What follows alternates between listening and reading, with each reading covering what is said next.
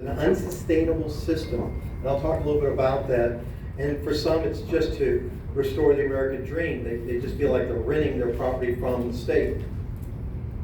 So I actually was invited to a distillery in Dripping Springs, and I borrowed their branding. I hope everybody appreciates the humor here. I don't drink enough to understand that they meant take a shot, like a shot of tequila. I thought it was just, our Second Amendment rights, but this is what, if you remember nothing, it's on the card. Everybody has the right, if they have a homestead or agricultural exemption, or they're over 65, to claim exemptions. And from there, everybody has the right to file a notice to protest. Even those of you who did not get a notice of value because your value didn't increase. So if your value didn't go up, that doesn't mean that you still agree with it. It may be that it was wrong last year. Are we clear on that? Every single Texan property owner, and I might even say property user, because if you pay taxes as a tenant, you have the right to protest your property value. But what is only known in Wilson and Bexar County, and this is very important for our friends in Comal and Hayes and some of those counties, the comptroller's promulgated form that's used in 252 other counties doesn't tell you that you have the right to request the evidence.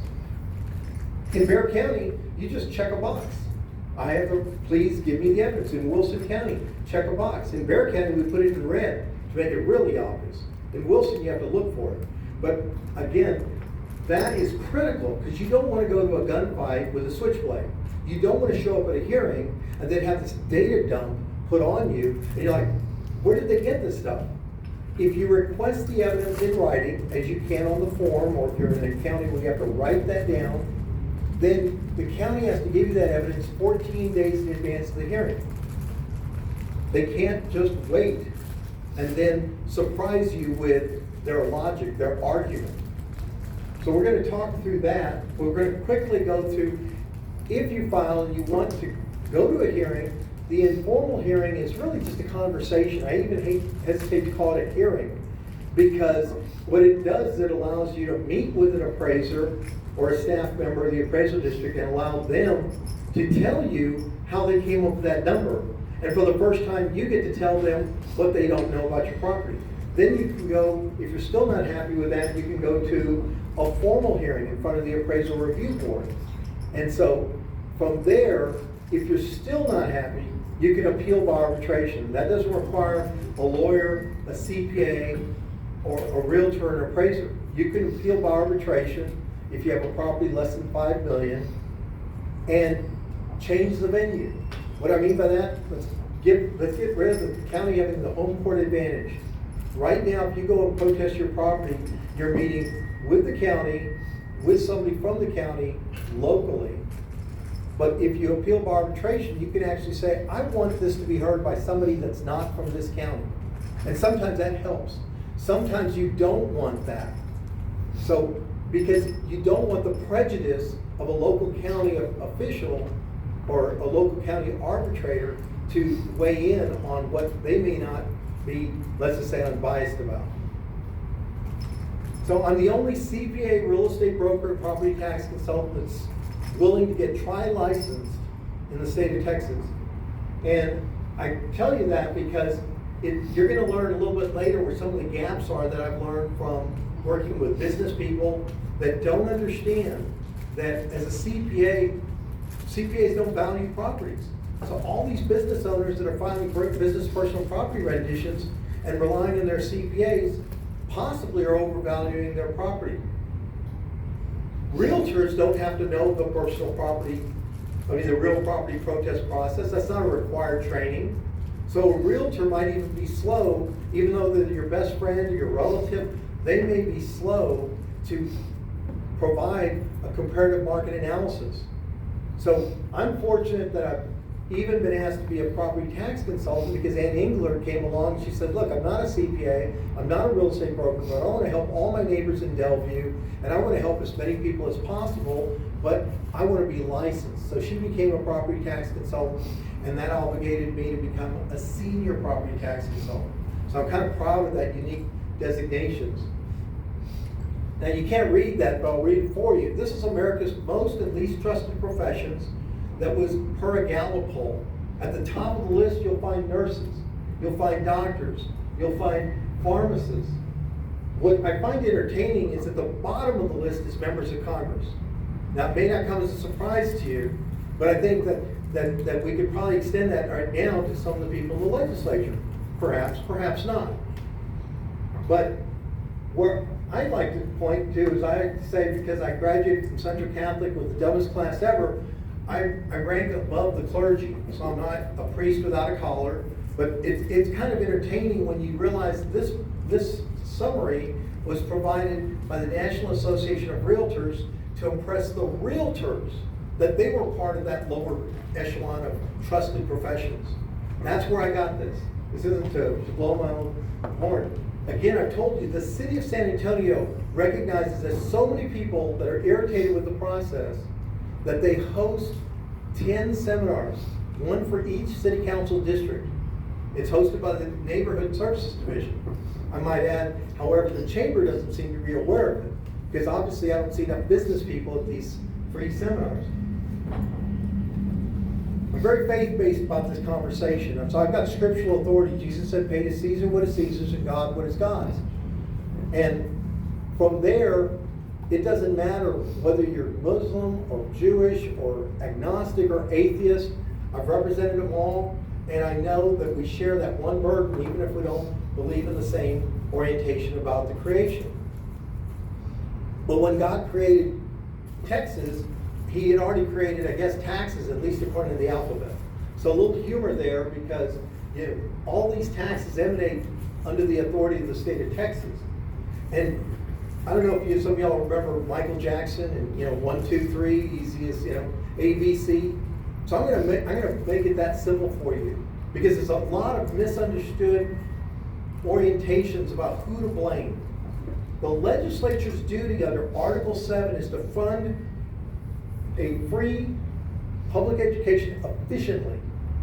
So for everybody that's running around saying, oh, Doge this and Doge that, like efficiency just came in to our vocabulary, that was in the original Constitution. That's the duty of the legislature. It's not an idea, it's not an opportunity. Hey, if we get you elected, would you try and do something about maybe funding education efficiently? It's not just a good idea. It's their duty. And if I get a little upset, it's because I represent some of those legislators on their private property matters. That's a scary thought. Mike knows, because he works with these state senators and state reps. And if I'm blessed to represent a few, like Mark DeRazio or Adam Hinojosa, then I can tell you that maybe we have some work to do, because the laws are that complex that they are hiring me to deal with the laws that they have not sought fit to change, at least dramatically yet. But they have created, through the governance code, in section 403.302, they've created the obligation of the comptroller to issue a property value study. Are we clear about this? Let me make sure I said it as quietly and slowly, because this noise about the comptroller's race, and I heard some of these candidates speak to this issue, don't even recognize that the comptroller's office issues a study to every single county chief appraiser and says, here, Mike, you're the chief appraiser for Hays County. Here, go find X billions of dollars. And if you don't find it, if you don't validate the study that if I was the comptroller that I gave you within 95%, then I could penalize your school district funding. So really, who's to blame? I stood with Mike Amosquita, the former chief appraiser, in front of an audience, and I put my hand on his head just to prove that I couldn't find the horns. They're not the devils. They're doing the duty, ultimately, of the legislature by way of the comptroller. So it is a very important race.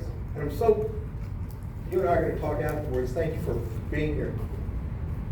If they don't validate this study within 95%, I don't know what anybody's academic standing was, but as I said before, I graduated with the dumbest class Central Catholic ever had. The proof is I graduated after 3 years at the top of the class. I did not have to make 95s to get A's. How you like those apples? But yet, if you're the chief appraiser for Wilson County, and the comptroller gives you a study that says Wilson County is suddenly worth billions, you better be within 95%. Or guess what? I might just penalize Floresville ISD. Please, own what I just told you, because I know legislators that don't even understand what we're talking about. So in the beginning of time, I guess a couple of ranchers got together and said, hey, you know what? I got a great idea. We're going to make sure everybody gets an education. And then the other one said, well, how are we going to pay for it? You know, you own half the state, now the other third. Well, we can't afford to pay for it all. In fact, I got a better idea. Why don't we exempt ranchers? Why don't we exempt farmers? Oh, why don't we exempt later on homesteaders? Why don't we exempt disabled vets? Article 8 says everything in the state of Texas is taxable unless specifically exempt. Lubies, if we turn this building upside down, anything that hits the ground, this chair, every year, Lubies gets to say what this is worth. And they have to. I hope I've got your attention, because obviously you can see that an ad valorem tax, that's the concept. It's a Latin phrase for at value. Now watch this, since we're apparently a group of Republicans. What did everybody do when Kamala said, oh, let's tax unrealized capital gains? Oh my goodness, no, that's how horrible. But you didn't hear a single comment about our ad valorem system. We don't tax unrealized capital gains, we tax capital. You own a house, you own a building, you own a chair that's used in business, you pay a tax based on the value, not based on what you sold it for and the wherewithal to pay a tax, which is what the federal income tax system is based on. Why do I know? Because I have a master's in accounting with a concentration in income tax. I studied the Internal Revenue Code. So I've got a problem with this, let's just say, inconsistent orientation about what should be taxed. And I'm a cow parking attendant.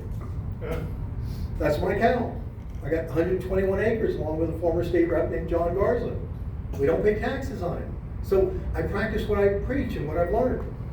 I know how to take advantage of the exemptions. Sounds like somebody who's the President of the United States, right? Don't make the laws. Don't blame me if I take advantage of them. It's ridiculous. Sid Miller has blessed me. He hosted this seminar. He hosted it in Huntsville, and we were outside the prison. Okay, just to be clear. But he has helped protect those exemptions that affect the people that he's responsible for, although he's responsible for all the Texans. He's the agricultural commissioner for the state of Texas. So if you don't find inspiration with my scriptural authority that I'm sharing, it's all right. Because I've been in the mosque on Holy Day. I know that the Muslim property tax is not any lower or higher than my Christian property tax, because it's not based on religion. So there's their rights, our rights, every one of us. We have the right to contest the decision according to the legislative authority given to us in the Texas Taxpayer Bill of Rights. And if you're looking for some concern that what I'm going to tell you sounds unethical or I'm pushing the boundaries, I love this quote. For those of you that went to law school, you'll appreciate Judge Learned Hand. I can't make these names up. He says, tax avoidance is not tax evasion. Wow, how profound.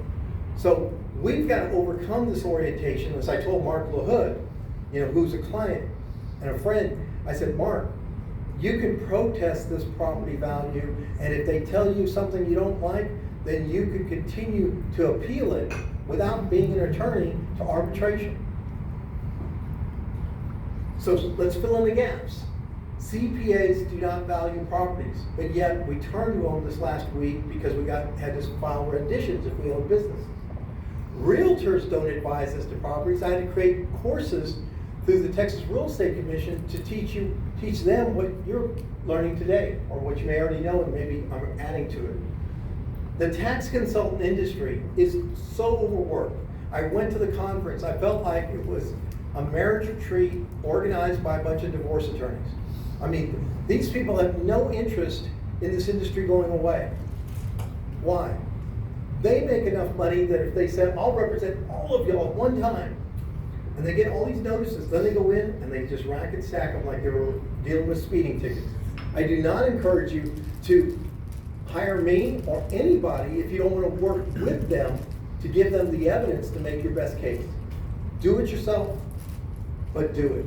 Protest the property value, get the evidence, find out why they think your property's worth so much. Property tax lawyers actually prefer lawsuits. I've seen cases where the property value was above $5 million in Blanco. They didn't even bother to reduce it below $5 million so they could go to arbitration. So I've got that case to deal with. I have to go to court because the lawyers I inherited the case from, and I love lawyers, I was named after one, but you know, if they're property tax lawyers, they may make a little bit more effort to get that value below $5 million so that we can go to arbitration, which is a less expensive process. Now, this is our tax bill, our tax pie. More than half of the taxes we pay go to school districts. So if the governor was to meet his goal, self-stated, self-proclaimed in his debate with Beto, to eliminate school tax, half our tax burden would go away. Maybe you wouldn't even show up today except for the good lunch and fellowship. But nobody has sponsored a bill to study how and when that's possible. So we're not really supporting Governor Greg Abbott yet, if that is his goal, which I can play it for you. 53rd minute of the debate with Beto. But instead we keep kicking the can down the road and talk about rate compression and increased homestead exemptions. And I just don't understand when the city of San Antonio, who only gets 20% of this pie, is paying me to teach anybody in San Antonio how to pay less taxes. I think we got a problem. So, 1, 2, 3, let's get it straight. Legislature has a duty to fund education. They choose to create school districts to tax your property and then talk about school districts as if it's not their fault. It's their creation, so maybe they should take responsibility.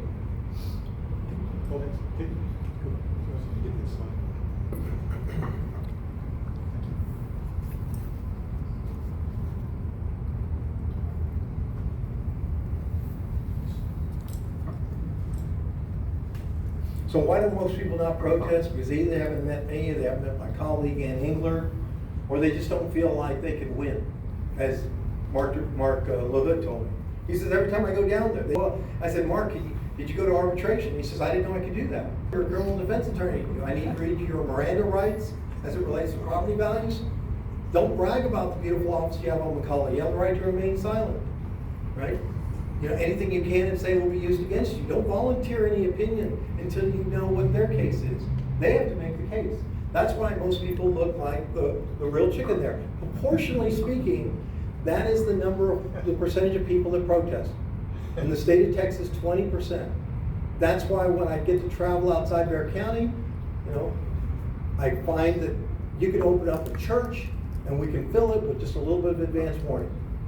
I've reached out to every SREC member so that those who want to engage in these conversations, I'll be happy to support them meeting our constituents, and those who may have never voted Republican ever.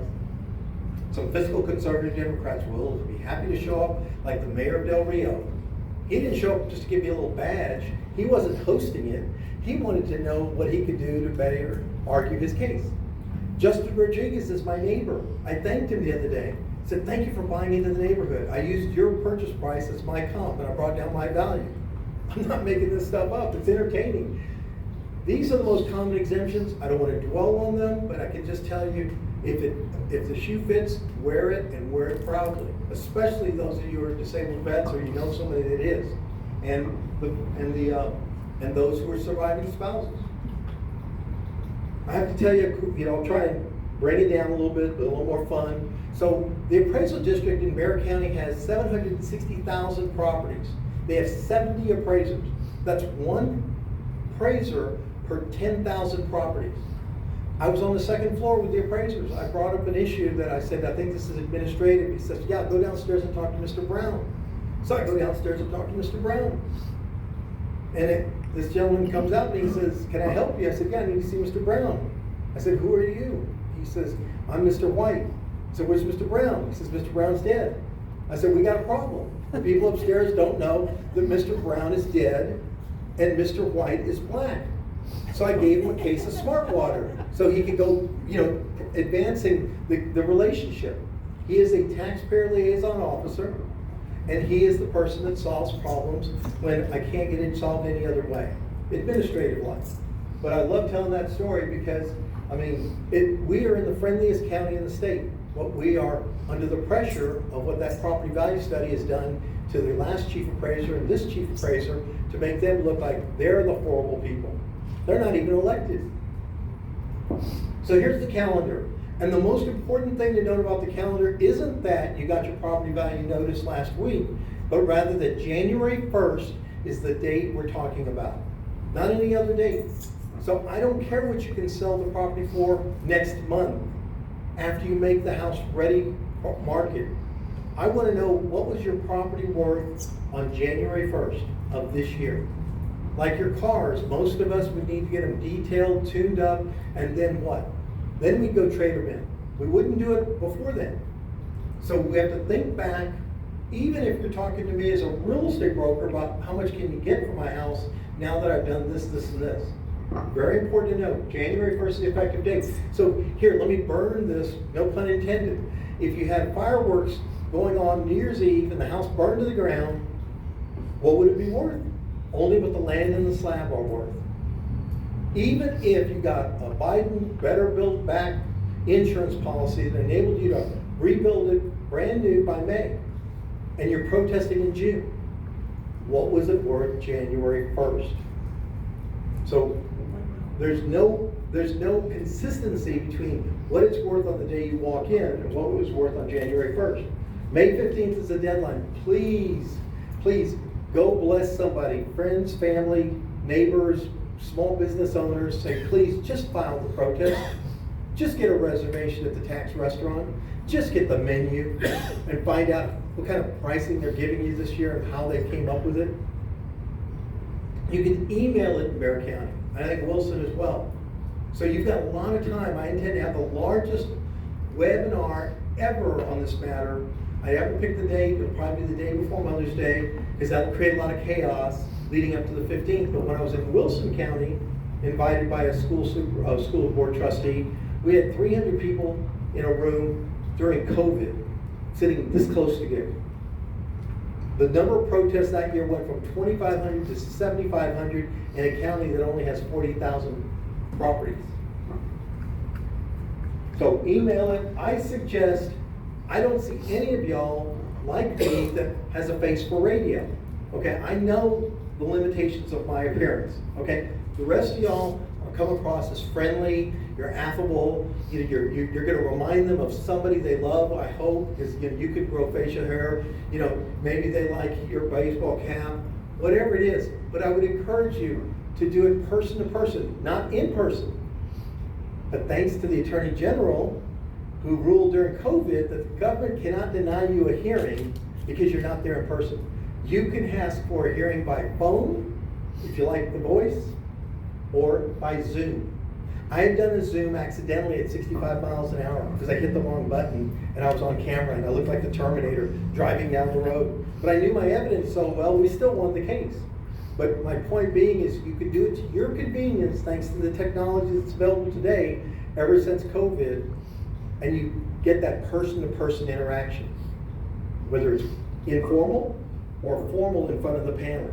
Either way, they might actually have a heart. What's been going on in the market? I'm a real estate broker. I'm going to take my hat off of a property tax consultant, but I'm going to use it a little bit. Since June of 2022, we've seen interest rates go from January, where they were below 4%, to the middle of the year, where they doubled. And they have been sustained since then. So the market is flat. You don't have as many people knocking on your door saying, let me sell your home, and I'm going to have 20 buyers in 24 hours. Those days are behind us, at least for the moment, and that's to our benefit if we want to argue the value because we're not in the market. So this is what your notice of protest looks like. It's the back side of the notice of value form. I know you can't see that, so I'm gonna make this even easier. I'm gonna break it up by telling you first why most people don't see it. On the notice of notice of value, for those of you that might have it in front of you, the Bear County tells you 5 different times this is not a bill. Don't pay this. So it kind of lulls you into a sleep. Oh, well, if I don't have to pay a bill to the government, I'm gonna throw that away. But then if I flip it over, I don't have to be a helicopter pilot to navigate this form. The comptroller's form, watch this. The comptroller's form isn't as friendly as the Bear County form. Why? Because it doesn't tell you that you check a box, if it's in red, is please provide the county evidence. Have you been scammed online? How hard would that be? Have you been scammed online? Have you been scammed online? Have you been scammed online? Oh, no. Get your money. But if the counties outside of Bear and Wilson, and everybody knows somebody, is getting a form that looks like this, and they don't know they have the right to the evidence, that they have to write it in, I think we could bless those people that don't live in Bear and Wilson. Because if you come to Bear County, you're gonna find that we actually give you, we say, don't forget to check the box to request the evidence. It's in red. And then you get to the bottom, you check a box, evidence requested. I think this year they actually put both red boxes up in the right-hand corner. So if you've got your notice of value, sir, flip it over up in the right-hand corner. It says, please, you want an informal hearing? Sure, I'd like to have a little chit chat. Can I get the evidence? Sure, I can get the evidence. That's powerful stuff. As I said, since COVID, I mean, even the second coming, I've been reading Revelations, might look a little bit like this, right? The next supper, won't have to be attended. You do not have to go down there to have that personal interaction. You can do it by video teleconferencing. Now, I did not know how to spell Zoom either until COVID came along. I mean, I have my limitations. But in Wilson County, 40,000 values are determined by 8 appraisers. You think you made a mistake if between January 1st, the effective date, and last week when they sent out those notices, that if I was an appraiser and I had to do 5,000 properties, it's the probability is, hey, it's nothing personal. You just made a mistake, right? My heart beat probably 5 or maybe 10,000 times. I bet I skipped a beat, right? So it's a good likelihood that they made a mistake. In Bear County, it's 10,000 values per appraiser. So, with God, all things are possible, but it's just not probable that they could have gone perfect. And that's where we began this conversation. Because the CADs can't get all the values correct. So let's help them help us. When I'm at the city presentations with Denise, not only is Denise there to help people fill out the forms afterwards, but Denise gets to be a witness to, here's the county appraisal district. They're right there. Everything I'm saying to you right now, I say in front of Roy, the chief appraiser. And he's sitting there nodding. He's going, high five. I said to him last week, I said, everybody was talking about March Madness, right? Right? Well, this is April insanity. That's what I think about what we're about to do. So how do they do it? How do they do 10,000 values per appraiser? I don't know if we have any Catholics in the room, but they're not using Holy Mass methodology. They're using Mass methodology. It's allowed by the legislature, and that's formally defined as standard methodology, employing common data, allowing for statistical data. Otherwise known as, in Mike Berlanga language, a data dump. If I just dump enough information on you, maybe you'll go away.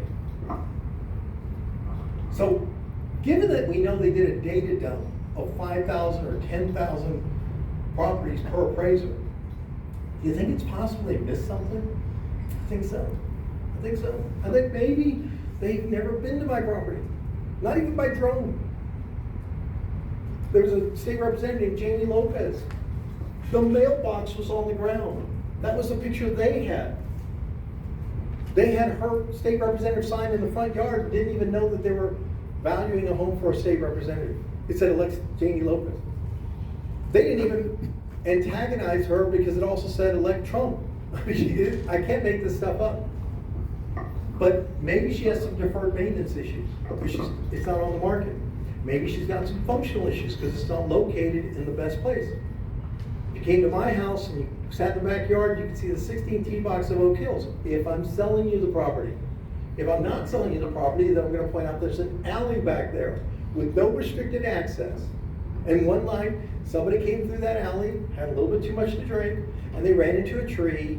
And the next thing I know, the police are at my front door because they're trying to figure out where the car is. Can't make this stuff up. So location issues might be an issue. But the appraisal review board panel is an opportunity to say, hey, listen, I met with the appraiser. They didn't give me any consideration. Let's go in front of the panel. Because you're going to inform them, you're going to educate them, you're going to persevere.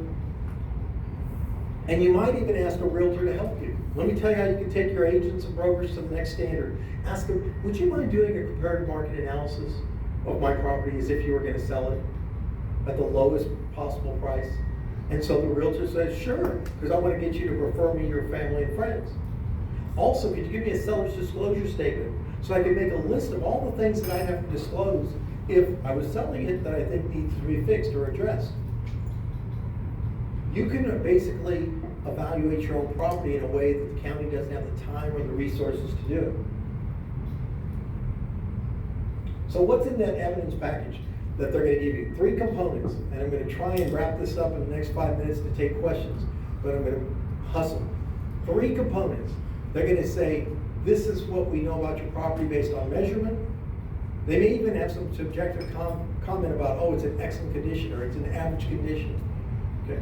But sometimes they get that wrong. Sometimes they've never been in your house and they don't realize you have this foyer that goes from the first floor to the second floor. Therefore, the first floor square footage is not duplicated because it's not like stacking a German chocolate cake, right? There's a little opening. Or what if you tore down the shed that you bought with the property and no longer had that? And they don't know it. You have to bring that to their attention. The next 2 pieces of data dump that's relevant is they will tell you this is what properties are selling for in your neighborhood. Sometimes they go outside the neighborhood. Sometimes they will compare a home that's in a gated community with a home that's not in a gated community. Sometimes they'll compare El Torreon Mexican restaurant on Calabria with a Chinese restaurant in Stone Oak. True story. There's no rhyme or reason sometimes, although they'll attempt to suggest, because they're the experts, that the panel should listen and agree with whatever they say.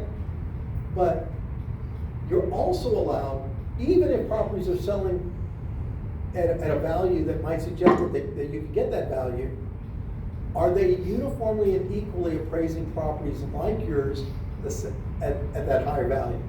Because if you can find that there are properties in your neighborhood that are being appraised lower, then you're allowed that argument. And you get the benefit of the lesser of the 2. So we're going to quickly move through this. This is what I talk about a data dump. You can't see all the data, but what I can tell you is this property is the subject property because it's got 2 asterisks. And as I looked at the properties right below and above in terms of square footage, I said, you've got properties closer to this square footage that are $20 a square foot lower. Why do you give me all this rest of this data? You know, with properties this large or this small and this large when we're staying within 4,500 square feet. Oh, here's the sales. Well, why are you including 2 stories with 1.5 story? That might skew the values. I'm going to skip as quickly as I can, but I went to Land Passes, and these values had not increased for 4 years, and suddenly they doubled. I mean, just random. Some of you came in here looking like that. You're feeling a little bit more like the right. I will tell you, go in there like an eagle, soar above the noise. Don't take your aggressions out on the appraiser. Don't take them out on the panel. It's not going to bring you the most success. If you have an informal hearing, treat it like a conversation with your brother or sister if you love them, but sometimes you disagree. Okay? Don't make a deal if you don't feel comfortable. You don't have to make a deal. In Bexar County, if they make you an offer and you reject it, they have to report it, and that will be repeated at the formal hearing. So if you're up here and they bring it down, and then they want to, and you don't want to accept it, they're going to note the file. So you've made progress, but you're not finished. That's step 1. Step 2 you're gonna go in front of a panel, a jury and judge, if you will, 3 individuals that are trained only in the procedures. They're not trained in what you've learned today. They don't have to do that. I've taken the training manual. I studied this code so I can argue in front of these people. So I'm going to need a little help from a volunteer. Somebody gives all this time for the benefit of the Republican Party. Would you read what they're trained not to do, number 4 and 5? Don't let your attention wander. Don't sleep during a hearing. On that standard, every one of you in this room, for $50 and 1 day of training, could be on the panel. Isn't that sad? But the reason I make that point is because that's what comes to mind when I'm standing in front of the panel, right? You aren't lawyers, you're not CPAs, you're not realtors, you're not agents. It's okay, but please don't get the Three Stooges. Not this time. And what he read was right there. But these are in the same instructional manual that I took in a day of my life I'll never get back. This is what they're told. An appearance before the appraisal review board is often the first time a property owner has gone before a governmental decision-making body. So it's kind of intimidating, correct? Then the second thing is they're encouraged to make the experience a positive one. The third thing I might note is that, and this is very important, the appraised values are not to be presumed correct. Okay, that's very important to know. So you now know, without having to waste a day of your life, that's what we are prepared to deal with. And the best way to get your message across is to do this. Watch me, if you can't read that up there as fast as I'm going to show you. Inform with facts, inspire with, entertain with images, and if you could show somebody something to think about, something to see, you might inspire them to agree with your thoughts. Why? Because if you feed them some pie, pictures, invoices, and estimates, what you've done is you've reached the most bottom line common denominator. Every human being is either inclined towards being a feeler or a thinker. The English-speaking population is evenly divided. Do we have any husbands and wives? Johnny left? Okay, so Johnny would be what I would describe as a feeler, right? He's very engaging, he's charismatic, you know. And his wife, I would describe as a thinker, right? Without Johnny, life isn't as much fun. He tells stories, you know, without his wife, he'd be in jail. No, I'm teasing. But if he was here, they would laugh. Opposites attract in romance. But we don't know whether I've got a thinker with a feeler with another thinker. But I know this much. With Christ, I can do all things. I can remember, I'm going to give them a list of all the numbers I think they need to consider. I'll even invite them to consider some things that maybe I don't even know how to put a value on. From top to bottom, in to out. Look, if you're on a panel and I showed you that, some of your eyes go to the picture of the painting.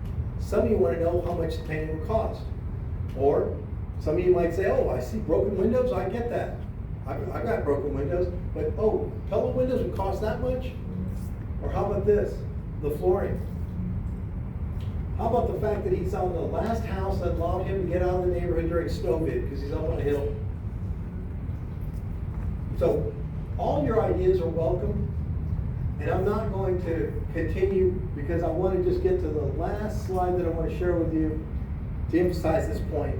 This is a picture of a property owner in El Paso. I was blessed to go to El Paso thanks to the Republican Party there. This property homeowner, beautiful home. That's the freedom wall in the backyard. The barbed wire is, I guess, to assist those who are migrating over the fence to throw a blanket over it before they crawled across the roof.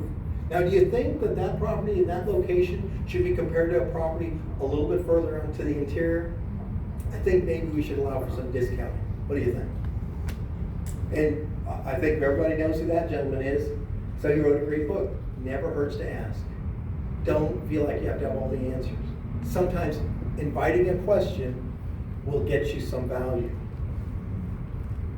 But I'll leave you with this. If you just have land, sometimes the size, the shape, or the topography will make all the difference in the world. Sometimes it's the fact that it's in a floodplain. So in the case of this property, here's the red outline from Mr. Garcia, and here's the floodplain crossing over his property. And I was in Gonzales, and they said, well, Mr. Berlanga, can't he build in a floodplain? Because that was my argument, it's in a floodplain. I said, well, yes, he can. But he'd have to get the county's permission. He'd have to get an insurance policy if a lender would loan him money. I said, but this is the problem I have. His name is Jesus Garcia. It's not Jesus Christ. He cannot walk on the water. Drop the microphone. Are we done? So I'll with that, because I want to respect everybody's time. I could go on, but I think you get the message. The power to the people is that the government has the burden of proof. We can share this information. I think we can win over for those who are inclined towards bringing more people to the Republican identity. I think we can bring more people over if we would share something that unifies us before we talk about what might divide us, might. But I'll take questions. Yes, sir. Yeah, well, from the standpoint of overall integrity between appraisal district on the one hand, a person trying to sell their house on the other hand, and the bank somewhere in the middle being willing to make a loan for what those are three different bases of property value assessment. And, call me naive, but one would think that they should all be pretty much close to the same at a given point in time. But it seems like it's human nature to argue how bad your place is for the property tax, how good your place is for the realtor, and then try to do the latter for the bank as well, depending on whether you're buying or selling. So can anybody explain how we don't need to conflate what we might sell it for in June with the effective date of valuation of January 1st? Say, the presumption is if I have it on the market on January 1st, I can argue that value disrespective of what I would sell it for in June, which is basically right now. If I file a protest right now, I'm gonna have a hearing in June. What it's worth in June, me as the real estate broker, has nothing to do with what it was worth January 1st. But there again, for insurance, and presume there hasn't been any substantive change between those two dates. I don't work for the government. If Mike Amosquito was right here, he would say, don't help me do my job. If they make a mistake that's in your favor, let them make that mistake. But if you need to help them get it right, that January 1st, even lenders can get it wrong. Even lenders who order appraisals. And again, as of January 1st, did you have the house on the market? Did you get an offer that day? Did you order an appraisal that day? If you don't have those components, I don't know how you can argue against yourself. I understand that we want to be truthful, but I hope that you're not suggesting that I'm doing anything but just helping you understand that their truth is that they're limited in coming up with a Just, value. and then between the insurance too, what they want to supposedly insure the house for, whether we're over-insuring, under-insuring. That's a separate conversation. Go ahead. I have an apartment building over in Culebra. My appraised value is much 2/3 of what it's actually worth, and I find that a lot of commercial, especially commercial properties. I'll still argue it this year because I'm sorry, tell me if I'm wrong on this. Please. Last year, you appraised it at this level. And we both agreed that this was the level, even though it's 2/3 below market value. This year, I'm gonna protest it, because I'm telling you, real estate's not up year on year. You tried to sneak it by me and say, oh, we didn't raise your taxes we didn't raise your property. And most people are like, oh, thank the Lord, you didn't raise my property value this year. But I'm sorry, but property values should be down this year, right? Am I wrong in thinking that, like? Can I edit? What Yeah. you just said, just so Yeah. that you and I, we want to believe that the market value is up. Yeah. But did you go to market January 1st? No. Did you put a sign in front of it? And did you watch this, did you get an offer that proved what you and I hoped? So I want to relieve you of any guilty conscience or perception of compromised integrity, because this man of integrity, I've listened to him speak in front of a bunch of Republicans. Oh my God, bless you. I was there at the last meeting. What he's distinguishing is what we think and hope the market value would be if we were to put it on the market January 1st. I'm not gonna argue that you and I might have properties worth more. But you can't even prove it, because you didn't do it. And now, are you gonna negotiate against yourself, or are you gonna ask the county, show me the value? How about this? They say, we'll take a residential property that's sold for X amount, and now they're revaluing your property to what that new sale was. But then there's similar houses that they've kept the same, right? I've argued in the past, like, I don't care about that sale. You have to judge me. You have to appraise me equitable to the people that are in my neighborhood. So if this person you're doing it $150 a square foot, you have to do me at $150 a square foot. Is that correct? So let me circle back. Yeah. It was like a fire hose. Market value is one argument, or the lesser of, what did you uniformly and equally appraise properties that are like mine? Right. Watch this, and I won't name his name, but he's one of our favorite state representatives. It's kind of easy to figure out, right? There's only a few that are favorite in Dust County. I represented him. His property is 30 years old. I looked at every single property on his block. When I say every single, 5 or 6 properties, because you can click it on, it's all public information. I said, there's what those properties are being appraised at. Then I looked, well, where'd you get your number? Oh, we went 3 blocks down the street. Oh, where somebody had leveled the entire neighborhood, built brand new homes. Dropped the microphone, we're done, God bless you. $700,000 property, some of them became 600. So you have the right to argue whichever serves your best interest, whether it's uniform and equally appraised, or whether the market value suggests it's lower. Because watch this, let's turn it around. You've got a disabled vet, a homesteader that's over 65, yep, these are your neighbors. They don't care. They're celebrating. They're saying, oh look, they don't raise my value, but it didn't cost me anything, so it's okay. Then you know what, I draw a little math. Don't compare me to him, because he didn't protest. Don't compare me to him, he doesn't care. Don't compare me to him, he didn't come to this meeting. So I exclude those. Now, compare me to this gentleman because he's got a rental property. I don't see any exemptions. Oh, guess what? The guy with the rental property protested. Oh, and how about this? Oh, this is her second home. You know, maybe she lets her daughter live there. But again, I don't see any exemptions. Yeah. So you can look on the You can cherry pick. You can pick, and you can make your case. They've already made their case, and they don't go higher. They either come down. Last but not least, again, you can go to arbitration if you're not satisfied with the informal result or the formal. You have 60 days after the formal hearing in front of the Three Stooges. They will send you a certified letter saying this was the result. You know what the result is. But after you get it, and I pat us on the back. Denise is part of this entourage, but Denise Saturday, the former chairman of the Appraisal Review Board panel, 13 panels, for 6 years, he was either on a panel or he was chairman of the panel. He showed up. He was in the audience. He filled out a form and said, on a scale of 1 to 5, what do you think you knew about these processes and everything? He said, I'm a 4. And then afterwards, he said, I'm a 5. So I'm very privileged to share what I'm sharing with you. Mike, I'd be privileged to talk to you about. We can go to Comal, we can go to Hayes. I know you cover a wealth of territory. And we can do it, and we can do it. The first time I ever did this, with the help of Constable Vojovich, we did Bear County headquarters, 300 people showed up. I don't think there were 300 Republicans, if you catch my drift. Hint, hint, you know, I don't mind saying I'm an unapologetic Christian. And then guess what?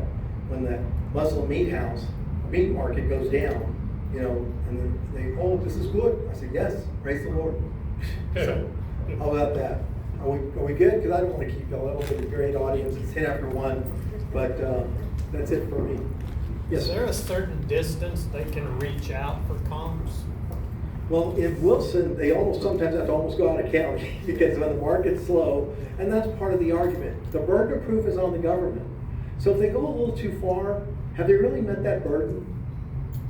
Remember, if it doesn't fit, they must acquit. No, I'm teasing. But, you know, the point being is if they can't find like-type properties within proximity, that's your argument. Thank you. Thank you.